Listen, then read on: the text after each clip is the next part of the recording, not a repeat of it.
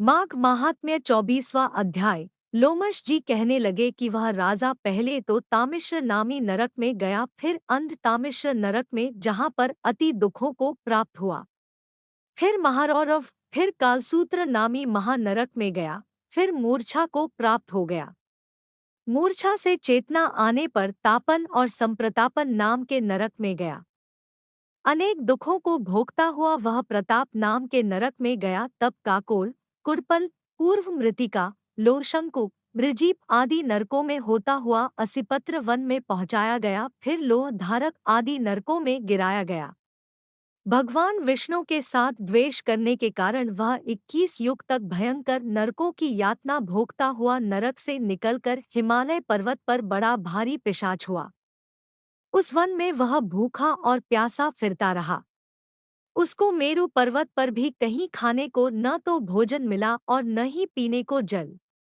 होतव्यता के कारण वह पिशाच घूमता हुआ एक समय प्लुत प्रस्त्रवण नाम के वन में जा निकला। बहेड़े के वृक्ष के नीचे वह दुखी होकर हाय मैं मरा, हाय मैं मरा, ऐसे शब्द जोर जोर से पुकारने लगा और कहने लगा, भूख से दुखी मेरे इस जन्म का कब अंत होगा। इस पाप रूपी समुद्र में डूबते हुए मुझको कौन सहारा देगा। लोमश जी कहने लगे कि इस प्रकार वेद पाठ करते हुए देवद्युति ने उसके दुख भरे वचनों को सुना और वहां पर एक पिशाच को देखा, जिसकी लाल डरावनी आंखें, दुर्बल शरीर, काले काले ऊपर खड़े बाल, विकराल चेहरा, काला शरीर, लंबी सी जीभ बाहर निकली हुई, लंबे होंठ, लंबी जांचें, लंबे लंबे पैर, सूखा चेहरा, आंखों में पड़े गड्ढे वाले पिशाच को देखकर देवद्युति ने उससे पूछा कि तुम कौन हो और ऐसी करुणा से क्यों रोते हो? तुम्हारी यह दशा कैसे हुई और तुम्हारा मैं क्या उपकार करूं? मेरे आश्रम पर आ जाने से कोई प्राणी दुखी नहीं रहता और वैष्णव लोग आनंद ही करते हैं। सो है भद्र, तुम अपने इस दुख का कारण जल्दी कहो, क्योंकि विद्वान मनोरथ पाने के लिए विलंब नहीं किया करते। ऐसे वचन सुनकर प्रेत रोना बंद करके विनीत भाव से कहने लगा कि हे द्विज, किसी बड़े पुण्य में मुझको आपके दर्शन हुए हैं। बिना पुण्य के साधुओं की संगति नहीं होती। और फिर उसने पहले जन्म का वृत्तांत कहा कि भगवान विष्णु के द्वेष के कारण मेरी यह दशा हुई है। जिस हरि का नाम यदि अंत समय में मनुष्य के मुख से निकल जाए तो मनुष्य विष्णु पद को प्राप्त होता है। जो सबका पालन करता है उसी से मैंने द्वेष किया। यह सब मेरे कर्मों का दोष है। जिसकी ब्राह्मण तप द्वारा प्रार्थना करते हैं, ब्रह्मादि देवता, सनकादिक ऋषि जिसको मुक्ति के लिए पूजते हैं, जो आदि मध्य व अंत में विश्व का विधाता और सनातन है, जिसका आदि मध्य और अंत नहीं है, उस भगवान के साथ मैंने द्वेष किया।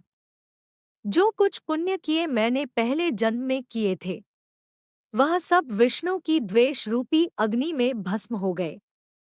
यदि किसी प्रकार मेरे इस पाप का नाश हो जाए तो मैं भगवान विष्णु के सिवाय किसी और देवता का पूजन नहीं करूंगा। विष्णु भगवान से द्वेष करके मैंने बहुत दिनों तक नरक यातना भोगी और पिशाच योनि में पड़ा हूँ।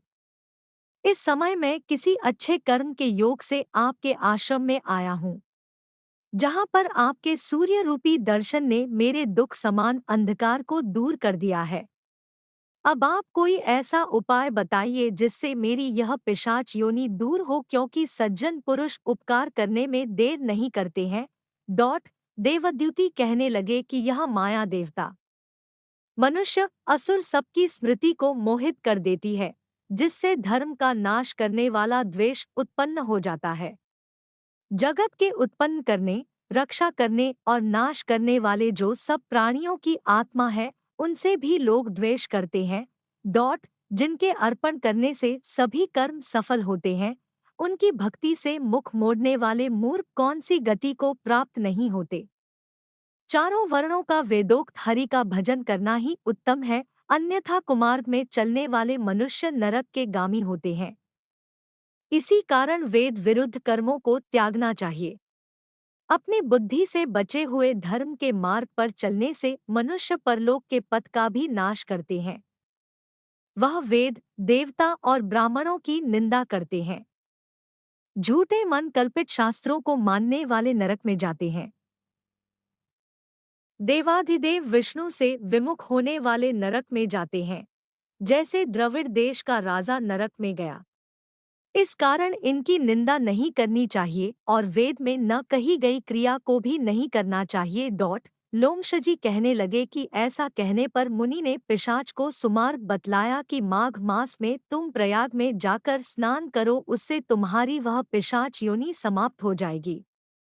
माघ मास में प्रयाग में स्नान करने से मनुष्य पहले जन्म के सब पापों से मुक्त हो जाता है। वहां पर स्नान करने से मुक्ति प्राप्त होती है। इससे बढ़कर और कोई प्रायश्चित नहीं। संसार में यह मोक्ष और स्वर्ग का खुला हुआ द्वार है। गंगा और यमुना का संगम त्रिवेणी संसार में सबसे उत्तम तीर्थ है। पापरूपी बंधन को काटने के लिए यह कुल्हाड़ी है।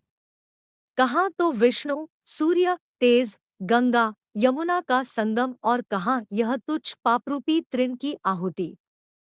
जैसे घने अंधकार को दूर करने वाला शरद का चंद्रमा चमकता है, उसी तरह संगम के स्नान से मनुष्य पवित्र हो जाता है। मैं तुमसे गंगा यमुना के संगम का वर्णन नहीं कर सकता, जिसके जल की एक बूंद के स्पर्श से केरल देश का ब्राह्मण मुक्त हो गया। ऋषि के ऐसे वचन सुन प्रेत के मन में शांति उत्पन्न हो गई, मानो सब दुखों से छूट गया हो। प्रसन्नता से उसने विनयपूर्वक ऋषि से पूछा। ऋषि से क्या पूछा, इसका वर्णन अगले अध्याय में किया जाएगा।